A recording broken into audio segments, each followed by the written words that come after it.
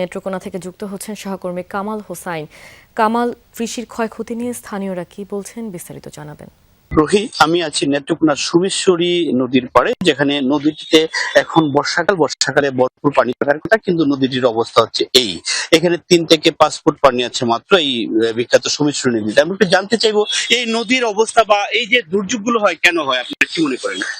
এটা আমাদের সুমেশ্বরী নদীর সীমান্তবর্তী অঞ্চলে, বিশেষ করে ওই মেঘালয়ের কাছাকাছি এটা আকস্মিক বন্যা হয় এবং হঠাৎ করে পানি আসার ফলে আপনার ওই যে 2 পার ভেঙে যায়, যার ফলে মানে মানুষের কোনো প্রস্তুতি ওইভাবে থাকে না।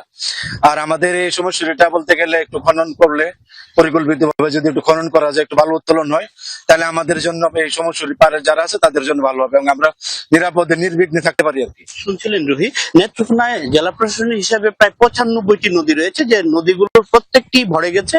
পাহাড়ি ডলের সাথে যে বালি আছে, বালিতে কিন্তু ভরে গেছে। যদিও নদীগুলোর খনন হয়নি কখনো, যদিও কিছু কিছু খালের খনন চলছে অপরিকল্পিতভাবে। সেগুলো যদি পরিকল্পিতভাবে সীমান্ত অঞ্চলের খালগুলো খনন করা হয়, তাহলে এই যে কৃষকের যে ক্ষতি হয়, যেটা ফসলি জমি বালি পরে নষ্ট হয়ে যায়। বর্তমানে যে ঘটনাটি ঘটেছে, রূপা আম্মানের বীজতলা নষ্ট হয়ে গেছে এবং জমিতে বালি পরে জমি নষ্ট হয়ে গেছে, এই ক্ষতি থেকে তারা রেহাই পেতে পারে।